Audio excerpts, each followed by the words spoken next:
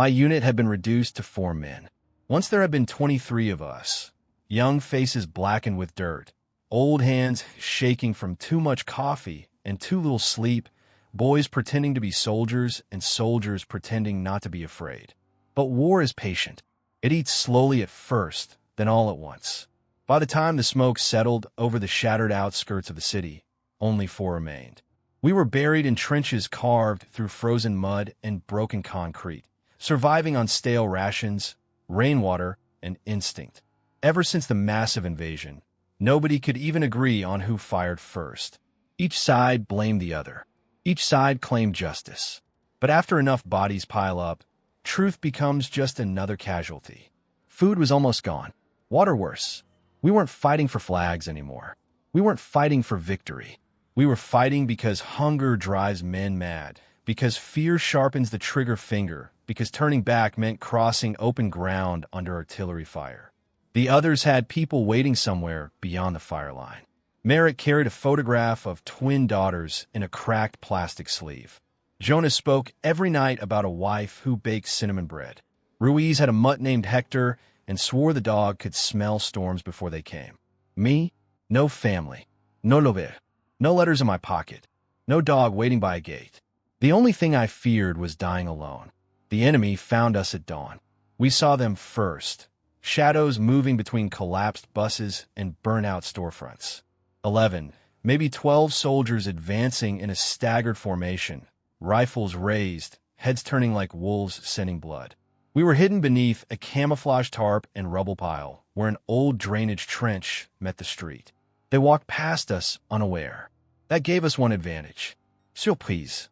Merrick whispered now. The world erupted. Our rifles barked from 3 angles. Grenades rolled into the center of their formation. Men screamed. One dropped clutching his throat. Another spun backward into a wall. Ruiz moved like a machine, firing in calm bursts. Jonas laughed once. A hard, broken laugh men make when terror has nowhere else to go. The survivors scattered. Then we spread out to finish the sweep. That was how I found myself alone. The street was silent except for the ticking of something burning nearby. Ash drifted through the air like black snow. I stepped over shattered glass, scanning alleys and windows. Then movement. A soldier burst from behind a wrecked tram, no more than 20 feet away. He was young. Younger than me, maybe. His helmet hung loose, one strap broken. He wasn't charging. He was running the opposite direction, desperate to escape the kill zone. Then he saw me. We froze. There are moments in war where time stretches thin enough to see through. I saw his fear first. Not hatred, not rage. Fear. The same fear I carried every waking hour. He had dirt on his cheek, a silver ring on one finger, a trembling lower lip. Somewhere, someone probably waited for him too. Neither of us wanted to do it. But training is faster than mercy. We both moved. 2 muzzles rose. 2 fingers tightened. My rifle fired first. The shot struck him high in the chest. His weapon discharged into the sky. He staggered backward, eyes wide with disbelief, then collapsed to his knees. I approached because that is what soldiers do. He reached into his jacket. I nearly shot again.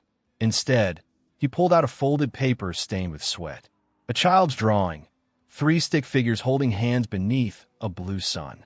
He looked at it once, then at me. Then he was gone. The others found me after hearing the shots. No one asked why I was shaking. Before we could regroup, a metallic clang echoed from one of the ruined buildings nearby. We raised our weapons and advanced. Inside the shell of what had once been an apartment complex, behind a fallen bookshelf, we found her.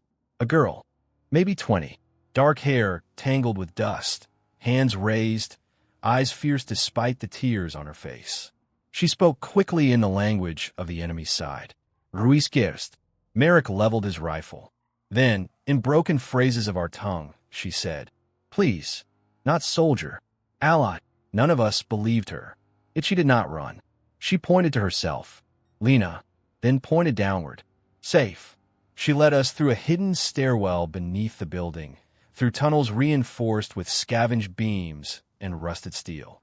We expected a trap at every turn. Instead, we found a home.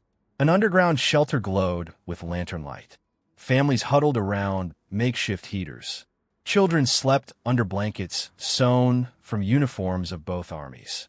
Old women stirred soup in dinner pots.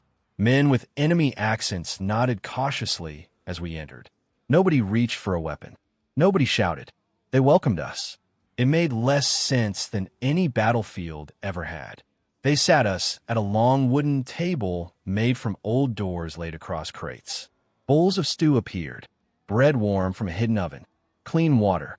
I ate too fast and nearly cried from the taste of salt. Lena sat beside me. She smiled like smiling was an act of rebellion. Around us, people talked about gardens they used to have, cities by the sea, music, books, dogs, whether foolish childhood injuries, everything except the war tearing the world apart above our heads. For one impossible hour, humanity returned. Merrick showed the twins' photo. Jonas described cinnamon bread so vividly the room laughed. Ruiz promised to bring Hector there one day. Somehow, Lena leaned close and whispered, "You see? Same people." I wanted to believe her. I think I did. Then the explosions began. At first distant, then closer, then directly above us. Dust rained from the ceiling. Lanterns swung wildly. Someone screamed for the children.